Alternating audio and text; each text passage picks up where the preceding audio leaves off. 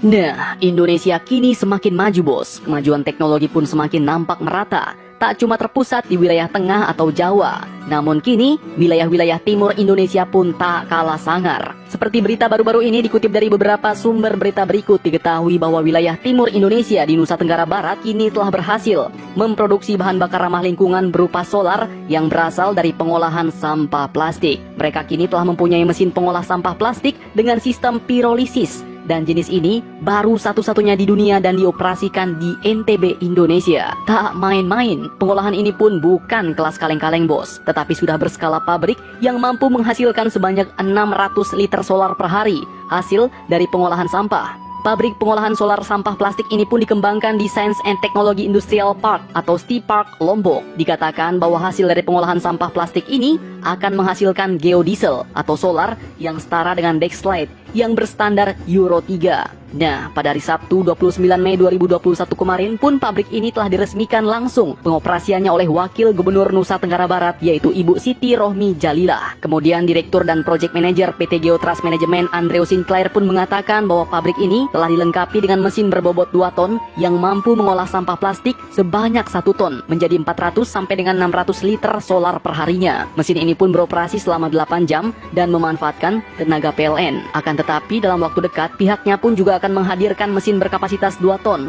di tempat pembuangan akhir atau TPA sampah Kebun Kongo dengan kapasitas 12.000 liter solar dalam sehari, memanfaatkan tenaga listrik dari gas metan di TPA sebagai bahan bakarnya, bos. Nah, dengan pabrik ini, Nusa Tenggara Barat kini dapat membuat solar hanya dengan menggunakan bahan baku dasar dari semua plastik seperti kantong kresek, plastik bungkusan permen dan jajan, styrofoam, sandal bekas, dan semua bahan berjenis karet. Sedangkan jenis plastik PET yaitu polyethylene terephthalate dan PVC atau polyvinyl klorid seperti botol air mineral, pipa atau selang tidak dapat dimasukkan ke dalam mesin. Nah, dengan menggunakan teknologi proses pirolisis, maka dari plastik tersebut akan menghasilkan cairan dan gas. Nah, untuk prosesnya dikatakan dengan menggunakan teknologi proses pirolisis, maka dari sampah plastik tersebut pun akan menghasilkan cairan dan gas. Kemudian cairan ini akan diproses lagi untuk memisahkan air dan minyak berupa solar.